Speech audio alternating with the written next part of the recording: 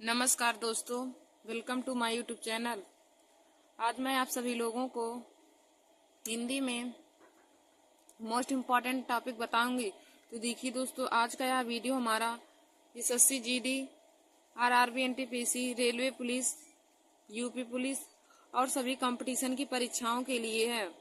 देखिए दोस्तों, सभी प्रतियोगी परीक्षाओं में हमें स्पर्श व्यंजन, अंतस्थ व्यंजन, ऊष्म व्यंजन एवं संयुक्त व्यंजन के बारे में पूछा जाता है। तो दोस्तों, आज मैं आप सभी लोगों को इन्हीं सभी का डिफिनीशन और उनकी संख्या कितनी होती है उन सभी को बताऊंगी।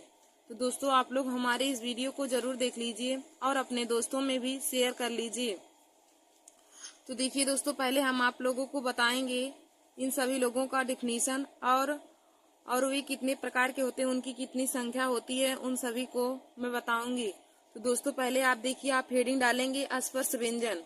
आप लोगों को मैं पहले बताऊंगी कि स्पर्श व्यंजन किन्हें कहा जाता है। तो आप लोग हेडिंग डाल लीजिए स्पर्श व्यंजन। तो इनका डिफिनीशन लिखेंगे कि जिन व्यंजनों का उच्चारण करते समय हवा कंठ तालु, मूर्धा, दांत एवं ओष्ठों का स्पर्श करके मुख से बाहर आती है। जिन व्यंजनों का उच्चारण करते समय, देखिए दोस्तों, स्पर्श व्यंजन का हम परिभाषा लिखेंगे कि जिन व्यंजनों का उच्चारण करते समय हवा कंठ तालु, मूर्धा, दांत या ओठों का स्पर्श करके मुख से बाहर आती है, उसे स्पर्श व्यंजन कहते हैं। देखिए दोस्तों, स्पर्श व्यंजन की परिभाषा हो जाएगा कि जिन व्यंजनों का उच्चारण करते समय हवा कंठ, कामा तालु, कामा मूर्धा, कामा दांत या ओठों का स्पर्श करके मुख से बाहर आती है, उसे स्पर्श व्यंजन कहते हैं। अब दोस्तों, हम आप लोग को बताएंगे कि स्पर्श व्यंजन की संख्या कितनी होती है। तो देखिए दोस्तों, हिंदी वर्णमाला में स्पर्श व्यंजनों की संख्या 25 होती है। हिंदी वर्णमाला में स्पर्श व्यंजनों की संख्या 25 होती है और यह का से लेके माँ तक होते हैं। तो आप लोग इसका मतलब ट्रिक जान सकते हैं कि स्पर्श व्यंजन का ट्रिक कम होता है, यानी कि का से लेकर माँ तक, यानी कि का वर्ग हो जाएगा हमारा, का वर्ग हो जाएगा, चा वर्ग हो जाएगा, टा वर्ग, ता वर्ग और पा वर्ग। तो यह पांच वर्गों में हमारा 25 व्यंजन आ जाएगा और जिनको हम स्पर्श व्यंजन कहते हैं। 25 आ जाएगा जिन्हें स्पर्श व्यंजन कहा जाता है। तो का वर्ग से लेकर पा वर्ग तक हमारे स्पर्श व्यंजन होते हैं और स्पर्श व्यंजन की याद करने का ट्रिक है कम, यानी का से माँ तक। तो स्पर्श व्यंजनों की संख्या 25 होती है। देखिए दोस्तों, स्पर्श व्यंजन की संख्या 25 होती है। फिर हम अगला आप लोग को बताएंगे अंतस्थ व्यंजन। हमारा अगला है हेडिंग है अंतस्थ व्यंजन। फिर हम अगला आप लोग को बताएंगे दोस्तों अंतस्थ व्यंजन। तो आप लोग हेडिंग डाल लीजिए अंतस्थ व्यंजन। तो इसका परिभाषा हो जाएगा जिन व्यंजनों का उच्चारण स्वर व व्यंजनों के मध्य होता है, उन्हें अंतस्थ व्यंजन कहा जाता है। देखिए दोस्तों, अंतस्थ व्यंजन का डिफिनीशन हो जाएगा कि जिन व्यंजनों का उच्चारण स्वर तथा व्यंजनों के मध्य होता है उन्हें अंतस्थ व्यंजन कहते हैं। और हिंदी वर्णमाला में अंतस्थ व्यंजनों की संख्या 4 होती है। देखिए दोस्तों, हिंदी वर्णमाला में अंतस्थ व्यंजनों की संख्या 4 होती है। और अंतस्थ व्यंजन कौन कौन से होते हैं? या, रा, ला और वा। देखिए दोस्तों, अंतस्थ व्यंजन हमारे या है, रा है, ला है और वा है। अंतस्थ व्यंजन की संख्या 4 होती है और जिनमें है चारों हमारे या है, रा, ला और वा। या, रा, ला, वा हमारे अंतस्थ व्यंजन है। तो दोस्तों, मैंने आप लोगों को अंतस्थ व्यंजन का परिभाषा बताया कि जिन व्यंजनों का उच्चारण स्वर व व्यंजन के मध्य होता है, स्वर व व्यंजन के मध्य होता है, उन्हें अंतस्थ व्यंजन कहा जाता है। देखिए दोस्तों, अंतस्थ व्यंजन होते हैं जो हमारे बहुत ही अंदर से निकलते हैं, हमारे शरीर में बहुत अंदर से निकलते हैं, तो उन्हें अंतस्थ व्यंजन कहा जाता है। तो अंतस्थ व्यंजन की संख्या 4 हो जाएंगी। यदि आप लोगों से पूछे कि हिंदी वर्णमाला में अंतस्थ व्यंजनों की संख्या कितनी होती है, तो देखिए दोस्तों, हिंदी वर्णमाला में अंतस्थ व्यंजनों की संख्या 4 होती है। और हमारे अंतस्थ व्यंजन कौन कौन से हैं? तो अंतस्थ व्यंजन होते हैं या, रा, ला और वा। या, रा, ला और वा हमारे अंतस्थ व्यंजन हैं। फिर दोस्तों आगे हम आप लोगों को बताएंगे ऊष्म व्यंजन। तो आप लोग हेडिंग डाल लीजिए ऊष्म व्यंजन। ऊष्म व्यंजन, तो इसमें हम आप लोग को डिफिनीशन बताएंगे ऊष्म व्यंजन का। तो आप लोग लिखेंगे कि जिन व्यंजनों का उच्चारण करते समय हवा मुख में या मुंह में टकराकर ऊष्मा पैदा करती है। जिन व्यंजनों का उच्चारण करते समय हवा मुख में या मुंह में टकराकर ऊष्मा पैदा करती है, उन्हें ऊष्म व्यंजन कहते हैं। देखिए दोस्तों, ऊष्म व्यंजन का परिभाषा हो जाएगा कि जिन व्यंजनों का उच्चारण करते समय हवा मुंह में टकराकर ऊष्मा पैदा करती है। जिन व्यंजनों का उच्चारण करते समय हवा मुंह में टकराकर ऊष्मा पैदा करती है, उन्हें ऊष्म व्यंजन कहते हैं। देखिए दोस्तों, जब आप किसी भी व्यंजन का उच्चारण करेंगे और उच्चारण करते समय आपके मुख से हवा निकल करके या हवा टकरा करके मुख में हवा टकरा करके ऊष्मा पैदा करेगी, तब उन्हें हम ऊष्म व्यंजन कहते हैं। तो देखिए दोस्तों, ऊष्म व्यंजन की संख्या 4 होती है। ऊष्म व्यंजन की संख्या 4 होती है और चारों ऊष्म व्यंजन कौन कौन से हैं? तो हो जाएगा बड़ा सा, खट्टी सा, छोटा सा और हा। बड़ा सा, खट्टी सा, छोटा सा और हा हमारे ऊष्म व्यंजन हैं। तो देखिए दोस्तों, ऊष्म व्यंजन की संख्या 4 हो जाएगा और ऊष्म व्यंजन है बड़ा सा, खट्टी सा, छोटा सा और हा। बड़ा सा, खट्टी सा, छोटा सा, हा हमारे ऊष्म व्यंजन हैं। फिर दोस्तों, हमने आप लोगों को देखिए बताया कि ऊष्म व्यंजन का परिभाषा क्या हो जाएगा कि जिन व्यंजनों का उच्चारण करते समय हवा मुख में टकराकर ऊष्मा पैदा करती हैं, उन्हें ऊष्म व्यंजन कहा जाता है। और ऊष्म व्यंजन की संख्या 4 होती हैं। देखिए दोस्तों, ऊष्म व्यंजन की संख्या 4 हो जाती हैं और हमारे ऊष्म व्यंजन कौन कौन से हैं? तो बड़ा सा, खट्टी सा, छोटा सा और हा। बड़ा सा, खट्टी सा, छोटा सा और हा, यह ऊष्म व्यंजन है। अब दोस्तों आगे मैं आप लोगों को बताऊंगी संयुक्त व्यंजन। तो आप लोग हेडिंग डाल लीजिए संयुक्त व्यंजन। तो आप लिखेंगे कि दो अलग अलग व्यंजनों के योग से बने व्यंजनों को संयुक्त व्यंजन कहते हैं। दो अलग अलग व्यंजनों के योग से बने व्यंजनों को संयुक्त व्यंजन कहते हैं। देखिए दोस्तों, संयुक्त व्यंजन का परिभाषा हो जाएगा कि दो अलग अलग व्यंजनों के संयोग से बने व्यंजनों को संयुक्त व्यंजन कहते हैं और संयुक्त व्यंजन की संख्या 4 होती है। देखिए दोस्तों, हिंदी वर्णमाला में संयुक्त व्यंजनों की संख्या 4 होती है और संयुक्त व्यंजन का परिभाषा होता है कि दो अलग अलग व्यंजनों के संयोग से बने व्यंजन को संयुक्त व्यंजन कहते हैं और संयुक्त व्यंजन की संख्या 4 होती है। और संयुक्त व्यंजन हमारे कौन कौन से हो जाएंगे? छत्र, ज्ञ और स्र। तो संयुक्त व्यंजन की संख्या हिंदी वर्णमाला में 4 होती है और हमारे संयुक्त व्यंजन कौन कौन से हैं? तो दोस्तों छत्र हैं, त्र हैं, ज्ञ और स्र।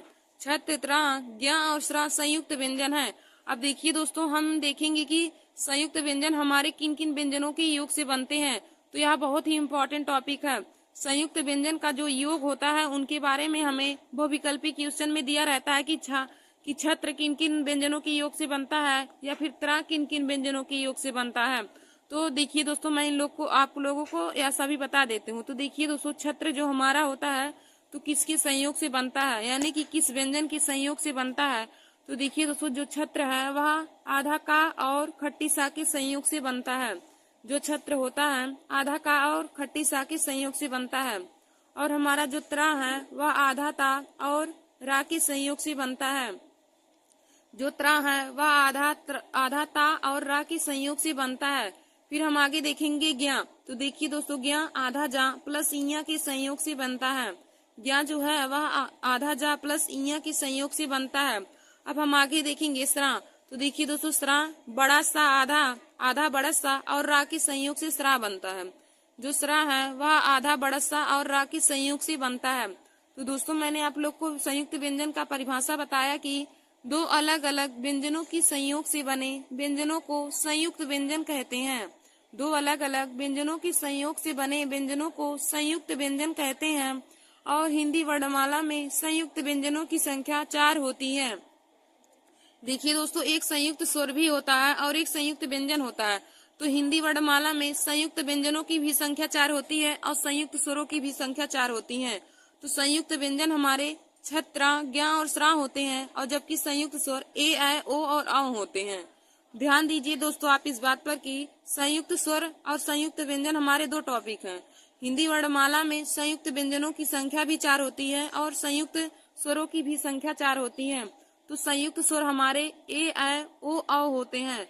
तो आप लोग लिख लीजिएगा कि संयुक्त स्वर हमारे 4 होते हैं, ए, ऐ, ओ और औ। और संयुक्त व्यंजनों की भी संख्या 4 होती है। तो संयुक्त व्यंजन हमारे होते हैं छ, त्रा, ज्ञा और श्रा। देखिए दोस्तों, संयुक्त व्यंजन होते हैं छ, त्रा, ज्ञा और श्रा। तो आशा करती हूँ कि आप लोगों को संयुक्त व्यंजन और संयुक्त स्वर में अंतर पता चल गया होगा। देखिए दोस्तों, संयुक्त व्यंजन और संयुक्त स्वर दोनों की संख्या 4 होती है, लेकिन संयुक्त स्वर हमारे ए, ऐ, ओ, औ होते हैं, और जबकि संयुक्त व्यंजन छ, त्रा, ज्ञा और श्रा होते हैं। तो देखिए दोस्तों, आज मैंने आप सभी लोगों को स्पर्श व्यंजन, अंतस्थ व्यंजन, ऊष्म व्यंजन और संयुक्त व्यंजन का परिभाषा और उनकी संख्या को बता दिया है। तो एक बार मैं फिर से आप लोगों को सभी का परिभाषा और उनकी संख्या बता देती हूँ। तो आप लोग इसे अपने कॉपी में जरूर नोट कर लीजिएगा, क्योंकि देखिए दोस्तों, हर कंपटीशन की परीक्षा में जिनमें हिंदी आती है उनमें इनसे संबंधित मोस्ट इम्पोर्टेंट क्वेश्चन पूछे जाते हैं, और बहुत से लोग इन्हीं सभी क्वेश्चन में फंस जाते हैं। तो दोस्तों आप लोग हमारे इस वीडियो को जरूर देख लीजिए और अपने दोस्तों में भी शेयर कर लीजिएगा। तो दोस्तों पहले आप लोग हेडिंग डालेंगे स्पर्श व्यंजन। आप लोग हेडिंग डाल लीजिए स्पर्श व्यंजन। तो स्पर्श व्यंजन का परिभाषा हो जाएगा कि जिन व्यंजनों का उच्चारण करते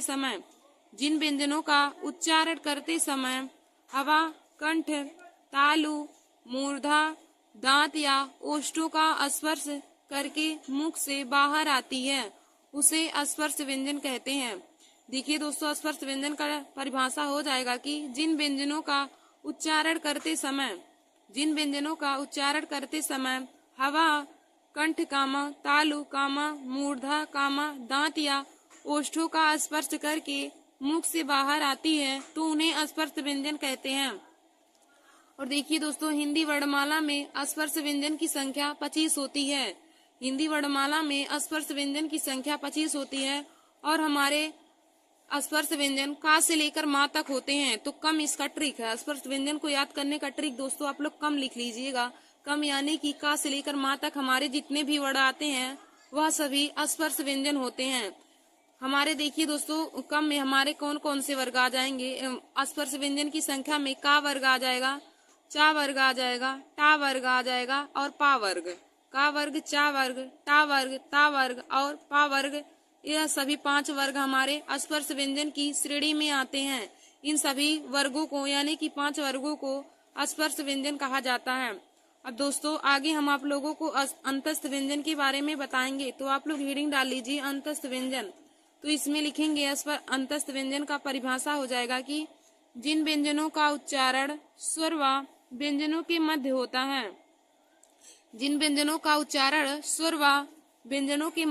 है, उन्हें अंतस्थ व्यंजन कहते हैं। देखिए दोस्तों, अंतस्थ व्यंजन का डिफिनीशन हो जाएगा कि जिन व्यंजनों का उच्चारण करते समय या जिन व्यंजनों का उच्चारण स्वर व व्यंजन के मध्य होता है उन्हें अंतस्थ व्यंजन कहते हैं। और हिंदी वर्णमाला में अंतस्थ व्यंजनों की संख्या 4 होती है। देखिए दोस्तों, हिंदी वर्णमाला में अंतस्थ व्यंजनों की संख्या 4 होती है, और हमारे अंतस्थ व्यंजन कौन कौन से हैं। तो या हैं रा, ला और वा। या, रा, ला और वा अंतस्थ व्यंजन है। फिर हमारा अगला हमने आप लोग को बताया था ऊष्म व्यंजन।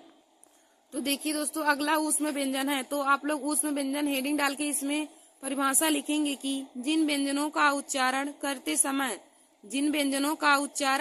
समय हवा मुख में टकराकर ऊष्मा पैदा करती है, उन्हें ऊष्म व्यंजन कहते हैं। देखिए दोस्तों, ऊष्म व्यंजन का परिभाषा हो जाएगा कि जिन व्यंजनों का उच्चारण करते समय हवा मुंह में टकराकर ऊष्मा पैदा करती हैं, उन्हें ऊष्म व्यंजन कहते हैं। अब देखिए दोस्तों, हिंदी वर्णमाला में ऊष्म व्यंजनों की संख्या 4 होती है। हिंदी वर्णमाला में ऊष्म व्यंजन की संख्या 4 होती हैं। तो ऊष्म व्यंजन की संख्या 4 होती हैं, तो हमारे कौन कौन से ऊष्म व्यंजन होते हैं। तो देखिए दोस्तों, बड़ा सा, खट्टी सा, छोटा सा और हा। बड़ा सा, खट्टी सा, छोटा सा और हा, यह हमारे ऊष्म व्यंजन है। तो ऊष्म व्यंजन की संख्या 4 होती है। फिर हम आगे देखेंगे संयुक्त व्यंजन। तो दोस्तों आप लोग हेडिंग डाल लीजिए संयुक्त व्यंजन। इसमें लिखेंगे कि दो अलग अलग व्यंजनों के योग से बने, दो अलग अलग व्यंजनों के योग से बने व्यंजनों को संयुक्त व्यंजन कहते हैं। दो अलग अलग व्यंजनों के संयोग से बने व्यंजन को संयुक्त व्यंजन कहते हैं। संयुक्त व्यंजन की संख्या 4 होती है। तो देखिए दोस्तों, संयुक्त व्यंजन की संख्या 4 होती है। हिंदी वर्णमाला में संयुक्त व्यंजनों की संख्या 4 होती है। हमारे संयुक्त व्यंजन होते हैं छत्र, ज्ञ और श्राम। छत्र, ज्ञ और श्राम। अब देखिए दोस्तों, हम आप लोग को बताएंगे कि संयुक्त व्यंजन किन दो व्यंजनों के संयोग से बनते हैं। तो देखिए दोस्तों, जो हमारा छत्र होता है वह आधा का और खट्टी सा के संयोग से बनता है। छत्र जो होता है वह आधा का और खट्टी सा के संयोग से बनता है। और जो त्रा होता है वह आधा ता प्लस रा के संयोग से बनता है।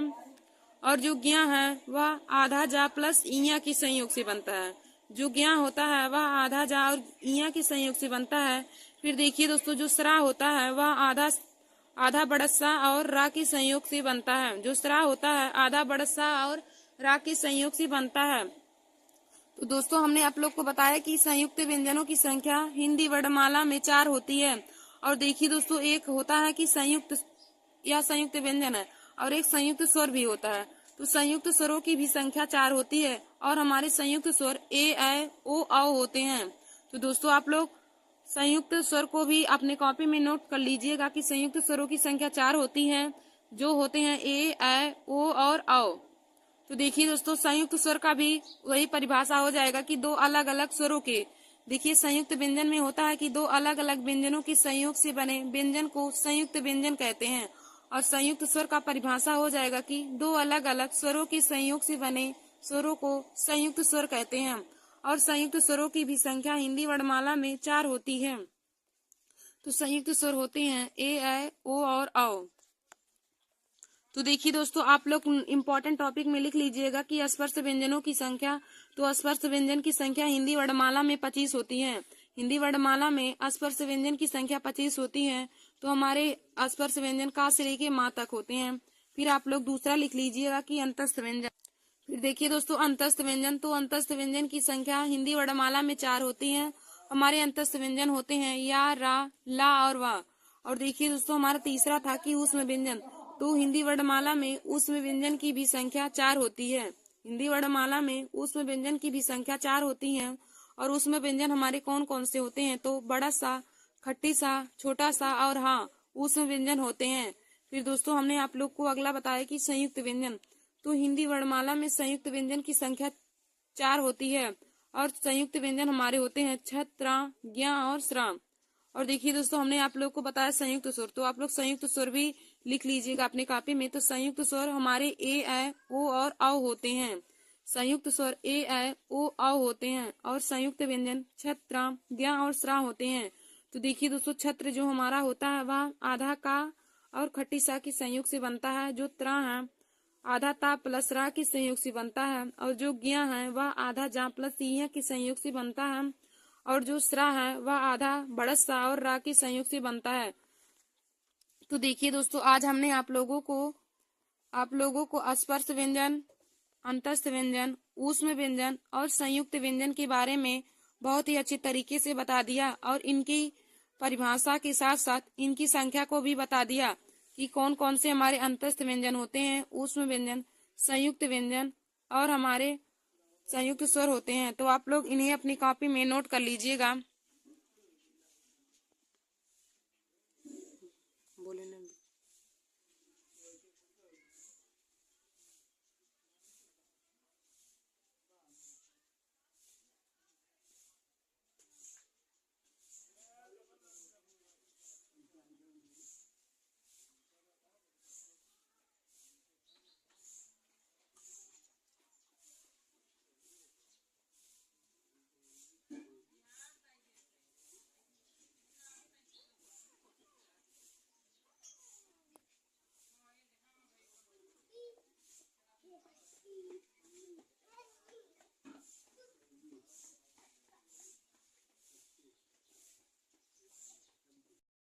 दोस्तों, welcome to my YouTube channel. आज मैं आप सभी लोगों को हिंदी वर्णमाला के बारे में बताऊंगी। तो देखिए दोस्तों, आज का हमारा यह वीडियो जो लोग कंपटीशन की परीक्षा की तैयारी कर रहे हैं, जैसे SSC, CGL, GD, UP police, RRB, NTPC, railway और सभी कंपटीशन की परीक्षाओं के लिए, जिन भी कंपटीशन की परीक्षा में हिंदी पूछे जाते हैं, उनके लिए यह बहुत ही महत्वपूर्ण वीडियो है। तो आज मैं आप सभी लोगों को हिंदी वर्णमाला के बारे में संपूर्ण जानकारी दूंगी।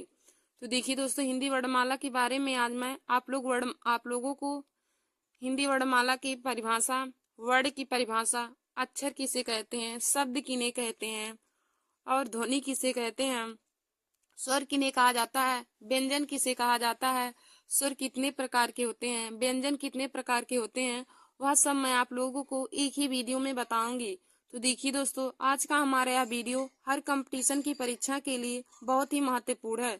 तो आप लोग हमारे इस वीडियो को जरूर देख लीजिए और अपने दोस्तों में भी शेयर कर लीजिए। जो लोग कंपटीशन की परीक्षा की तैयारी कर रहे हैं, उनके लिए यह वीडियो बहुत ही महत्वपूर्ण है। और देखिए दोस्तों, स्वर तथा व्यंजन की परिभाषा हर स्टूडेंट को पता रहना चाहिए, क्योंकि जो लोग हिंदी के बारे में, जिन्हें स्वर और व्यंजन के बारे में नहीं पता रहेगा, वे लोग हिंदी क्या ही पढ़ेंगे। तो देखिए दोस्तों, मैं आप लोगों को स्वर और व्यंजन सभी का परिभाषा भी बताऊंगी इस वीडियो में। तो आप लोग पहला हेडिंग डालेंगे वर्णमाला। देखिए दोस्तों, पहले मैं आप लोग को वर्णमाला का परिभाषा बताऊंगी। तो वर्णमाला आप लोग हेडिंग डालेंगे। तो वर्णमाला को इंग्लिश में हम हिंदी अल्फाबेट कहते हैं। वर्णमाला का इंग्लिश हो जाएगा हिंदी अल्फाबेट। तो आप लोग इसमें परिभाषा लिखेंगे कि वर्णों के व्यवस्थित समूह को वर्णमाला कहते हैं। वर्णों के व्यवस्थित समूह को वर्णमाला कहते हैं। देखिए दोस्तों, वर्णों के व्यवस्थित समूह को वर्णमाला कहते हैं। और यहाँ जो इसका परिभाषा है, यह बहुविकल्पी क्वेश्चन में पूछ लेता है कि वर्णों के व्यवस्थित समूह को निम्न में से क्या कहा जाता है। निम्न में से वर्णों के व्यवस्थित समूह को क्या कहा जाता है। तो दोस्तों, हमें चार ऑप्शन दे देगा। एक दे देगा वर्ड, एक अक्षर दे देगा, एक शब्द दे देगा और एक हमारा वर्णमाला दे देगा। तो जिन भी स्टूडेंट को उसका परिभाषा पता रहेगा कि वर्णों की व्यवस्थित समूह को वर्णमाला कहते हैं, वही लोग सही ऑप्शन लगाएंगे। तो देखिए दोस्तों, आप लोग इसको इम्पोर्टेंट लिख के इसकी परिभाषा को अपनी कॉपी में नोट करके जरूर याद कर लें कि वर्णमाला का परिभाषा होता है कि वर्णों की व्यवस्थित समूह को वर्णमाला कहते हैं। फिर हम आगे देखेंगे कि हिंदी वर्णमाला में कुल 52 वर्ण होते हैं। देखिए दोस्तों, यह भी बहुत इंपॉर्टेंट क्वेश्चन है। यह कंपटीशन की परीक्षा में पूछा जाता है कि हिंदी वर्णमाला में कुल कितने वर्ण होते हैं। तो देखिए दोस्तों, हिंदी वर्णमाला में कुल 52 वर्ण होते हैं। हिंदी वर्णमाला में कुल 52 वर्ण होते हैं, जिनमें 11 स्वर होते हैं और व्यंजन 33 होते हैं। जिसमें स्वर की संख्या 11 होती है और व्यंजनों की संख्या 33 होती है। और सभी अल्पप्राण, महाप्राण, घोष, अघोष और सभी में आते हैं, संयुक्त व्यंजन में आते हैं। तो देखिए दोस्तों, हिंदी वर्णमाला में हमारे वर्ण 52 हो जाएंगे। हिंदी वर्णमाला में कुल 52 वर्ण हो जाएंगे, जिनमें मुख्यतः स्वर 11 होते हैं और व्यंजन 33 होते हैं। और देखिए दोस्तों, उसके बाद जो शेष बचे होते हैं, उनमें अयोगवाह हो जाते हैं और हमारे उच्छिप्त व्यंजन भी हो जाते हैं और संयुक्त व्यंजन भी, छत्रांग या सा जो आते हैं, वे संयुक्त व्यंजन में ही आते हैं। फिर उसके बाद देखिए दोस्तों, हमारा बहुत महत्वपूर्ण क्वेश्चन पूछा जाता है हर कंपटीशन में कि हिंदी किस लिपि में लिखी गई है। तो देखिए दोस्तों, आप लोग इसे लिख लीजिए, हिंदी देवनागरी लिपि में लिखी गई है। हिंदी किस लिपि में लिखी गई है, यह क्वेश्चन बहुत ही इम्पोर्टेंट है। तो आप लोग लिख लीजिएगा कि हिंदी देवनागरी लिपि में लिखी गई है। हिंदी किस लिपि में लिखी गई है, तो हिंदी देवनागरी लिपि में लिखी गई है दोस्तों। फिर हम अगला हेडिंग आप लोग डाल लीजिएगा वर्ड। अब दोस्तों, हम आप लोगों को वर्ड का परिभाषा बताएंगे कि वर्ड किन्हें कहते हैं।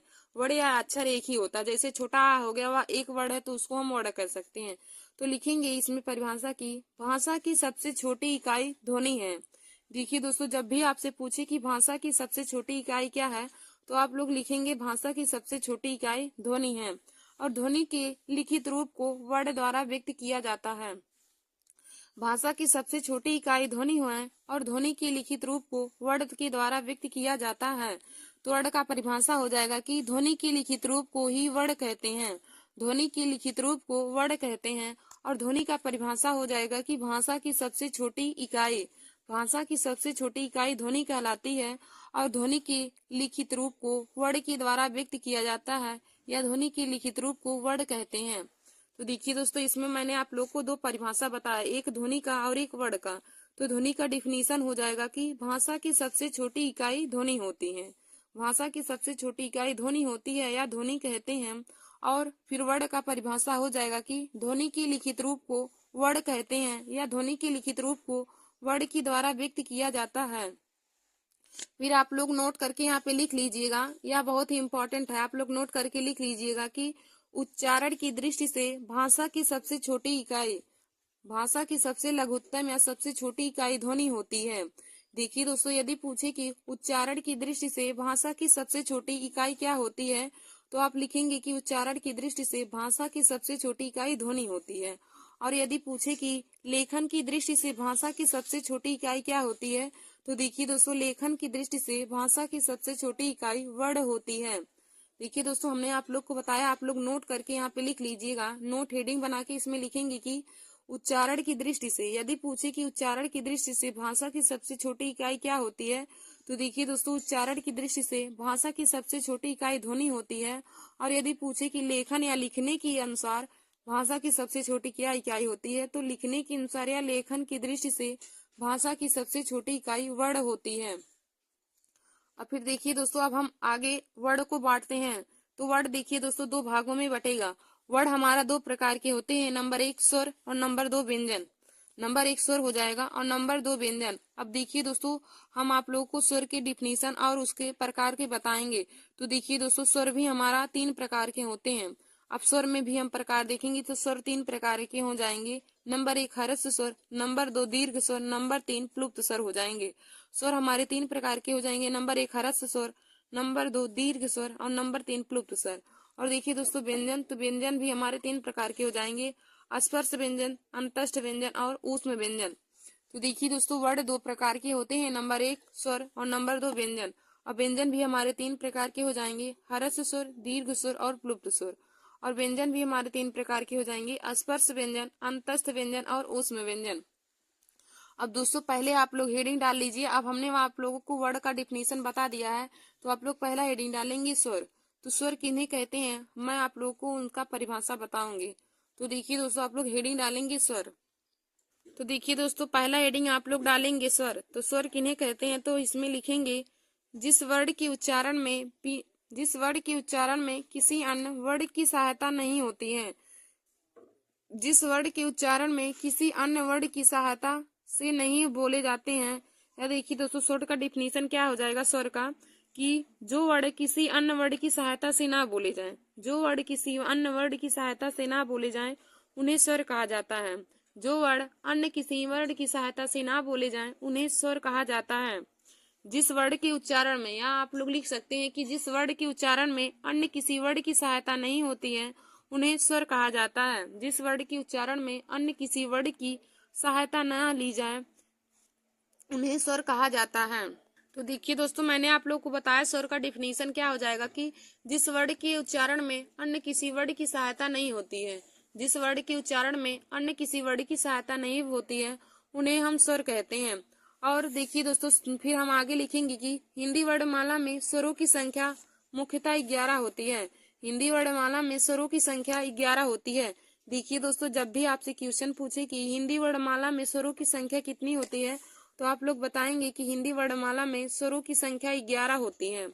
और हमारे 11 स्वर कौन कौन से हैं, तो देखिए दोस्तों, हो जाएगा छोटा, बड़ा, छोटी, बड़ी, छुटाऊ, बड़ाऊ, इरी, ऐ, ओ और औ।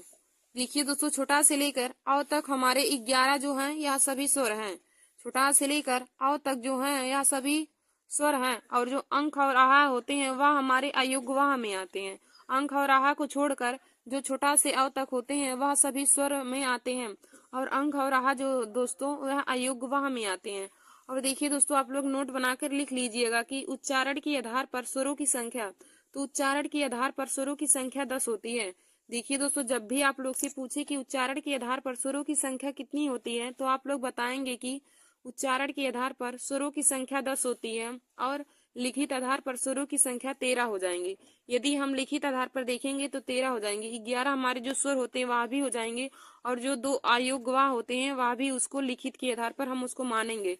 तो यदि पूछे कि उच्चारण के आधार पर स्वरों की संख्या, तो उच्चारण के आधार पर स्वरों की संख्या 10 हो जाएगा और लिखित आधार पर स्वरों की संख्या 13 हो जाएगा। और उस तरह हमें पूछे कि स्वर की संख्या कितनी होगी, तो स्वरों की संख्या 11 हो जाएंगी और 11 स्वर हमारा हो जाएगा छोटा आ, बड़ा, छोटी, बड़ी, छुटाऊ, बड़ाऊ, इरी, ए, ओ और औ। फिर देखिए दोस्तों, आगे हम आप लोगों को स्वर के भेद यानी कि स्वर के प्रकार बताएंगे। तो आप लोग हेडिंग डालेंगे स्वर के भेद और इसमें पहला हेडिंग रहेगा हरस स्वर। तो देखिए दोस्तों, स्वर के प्रकार में आप पहला हेडिंग डालेंगे। तो स्वर के भेद हमने आप लोग को बताया था कि स्वर के 3 भेद होते हैं। नंबर 1 हरस स्वर, नंबर 2 दीर्घ स्वर और नंबर 3 प्लुप्त स्वर। स्वर के 3 प्रकार होते हैं। नंबर 1 हरस स्वर, नंबर 2 दीर्घ स्वर और नंबर 3 प्लुप्त स्वर हो जाएंगे। तो देखिए दोस्तों, आप लोग हरस स्वर हेडिंग डाल के लिखेंगे कि जिन स्वरों के उच्चारण में बहुत कम समय लगता है, जिन स्वरों के उच्चारण में बहुत कम समय लगता है उन्हें हरस स्वर कहा जाता है। ये दोस्तों, हरस स्वर का डिफिनीशन हो जाएगा कि जिन स्वरों के उच्चारण में बहुत कम समय लगता है उसे हरस स्वर कहते हैं। देखिए दोस्तों, हरस स्वर का एक अन्य नाम है, हरस स्वर को मूल स्वर भी कहा जाता है। तो देखिए, हम लिखेंगे कि हरस स्वरों की संख्या हिंदी वर्णमाला में 4 होती है। हरस स्वरों की संख्या हिंदी वर्णमाला में 4 होती है। और हमारे हरस स्वर कौन कौन से होते हैं, तो छोटा, छोटी, छोटाऊ और इरी। छोटा, छोटी, छोटाऊ और इरी, देखिए दोस्तों, यह हरस स्वर हैं। छोटा, छोटी, छोटाऊ, इरी, यह हरस स्वर हैं। तो हरस स्वरों की संख्या हिंदी वर्णमाला में 4 हो जाएंगी। तो हरस स्वर का डिफिनीशन हो जाएगा कि जिन स्वरों के उच्चारण में बहुत कम समय लगता है उन्हें हरस स्वर कहते हैं। फिर हम अगला हेडिंग डालेंगे दीर्घ स्वर। तो आप लोग दीर्घ स्वर में डिफिनीशन लिखेंगे कि जिन स्वरों के उच्चारण में हरस स्वर से 2 गुना समय लगता है, जिन स्वरों के उच्चारण में हरस स्वर से 2 गुना समय लगता है उसे दीर्घ स्वर कहते हैं। देखिए दोस्तों, दीर्घ स्वर का डिफिनीशन हो जाएगा कि जिन स्वरों के उच्चारण में हरस स्वर से 2 गुना समय लगता है उसे दीर्घ स्वर कहते हैं। और हिंदी वर्णमाला में दीर्घ स्वरों की संख्या 7 होती है। आप लोग लिखेंगे कि हिंदी वर्णमाला में दीर्घ स्वरों की संख्या 7 होती है। और हमारे दीर्घ स्वर कौन कौन से हो जाएंगे, बड़ा, बड़ी, बड़ाऊ, ए, ओ और औ। दीर्घ स्वर हो जाएंगे दोस्तों बड़ा, बड़ी, बड़ाऊ, ए, ओ और औ। तो हिंदी वर्णमाला में दीर्घ स्वरों की संख्या 7 हो जाएंगी। फिर हम अगला हेडिंग देखेंगे प्लुप्त स्वर। स्वर के प्रकार में तीसरा है प्लुप्त स्वर। तो प्लुप्त स्वर का परिभाषा हो जाएगा दोस्तों, जिन स्वरों के उच्चारण में हरस स्वर से 3 गुना समय लगता है, जिन स्वरों के उच्चारण में हरस स्वर से 3 गुना समय लगता है उन्हें प्लुप्त स्वर कहते हैं। तो देखिए दोस्तों, प्लुप्त स्वर का उदाहरण हो जाएगा जैसे ओम है, रोम है, भैया है। तो देखिए दोस्तों, मैंने आप लोगों को हरस स्वर, दीर्घ स्वर और प्लुप्त स्वर, ये तीनों स्वर के प्रकार है उनको भी बता दिया है। तो देखिए दोस्तों, हरस स्वर क्या होते हैं कि जिन स्वरों के उच्चारण में बहुत कम समय लगता है उसे हरस स्वर कहते हैं। और हरस स्वर का एक नामान्य होता है। तो हरस स्वर को मूल स्वर भी कहा जाता है। देखिए दोस्तों, कभी कभी कंपटीशन की परीक्षा में पूछता है कि मूल स्वरों की संख्या कितना होती है। तो देखिए दोस्तों, मूल स्वरों की संख्या 4 होती है। मूल स्वर को ही हरस स्वर कहते हैं। तो मूल स्वरों की संख्या 4 हो जाएंगी। मूल स्वर हमारे होते हैं छोटा, छोटी, छोटाऊ और इरी। मूल स्वर होते हैं छोटा, छोटी, छोटाऊ और इरी। फिर हमारा दूसरा हेडिंग हो जाएगा कि दीर्घ स्वर। तो दीर्घ स्वर क्या होते हैं, जिन स्वरों के उच्चारण में हरस स्वर से 2 गुना समय लगता है। और देखिए दोस्तों, दीर्घ स्वरों की संख्या हिंदी वर्णमाला में 7 होती है। फिर हमारा अगला हो जाएगा प्लुप्त स्वर। तो प्लुप्त स्वर का परिभाषा क्या हो जाएगा कि जिन वर्णों के उच्चारण में हरस स्वर से 3 गुना समय लगता है, जिन स्वरों के उच्चारण में हरस स्वर से 3 गुना समय लगता है उन्हें प्लुप्त स्वर कहलाता है। तो देखिए दोस्तों, आप लोग इसे अपने कॉपी में नोट कर लीजिएगा। हरस स्वर, दीर्घ स्वर और प्लुप्त स्वर के बारे में आप लोग इनका डिफिनीशन भी लिख लीजिएगा। और देखिए दोस्तों, जो यहाँ मैंने आप लोग को नोट में बनवाया है आप लोग नोट करके अपनी कॉपी में लिख लीजिएगा कि उच्चारण के आधार पर स्वरों की संख्या 10 होती है, लिखित के आधार पर स्वरों की संख्या 13 होती है। धन्यवाद दोस्तों। ऐसे ही हमारे वीडियो को देखने के लिए आप सभी लोग हमारे YouTube channel Nancy success classes को सब्सक्राइब कर लीजिए। दोस्तों, आगे हम आप लोगों के लिए एक दूसरा वीडियो बनाएंगे जिसमें हम आप लोगों को व्यंजन के प्रकार, संयुक्त व्यंजन, ऊष्म व्यंजन, अंतस्थ व्यंजन, उन सभी के बारे में आप लोगों को बताएंगे। तो दोस्तों, आज के लिए बस इतना ही। आप लोग इसे अपनी कॉपी में जरूर नोट कर लीजिए। और देखिए दोस्तों, आज का हमारा वीडियो हर कंपटीशन की परीक्षा के लिए बहुत ही महत्वपूर्ण है। तो आप लोग इसे अपने कॉपी में नोट करके इसे तैयार कर लीजिएगा। धन्यवाद दोस्तों।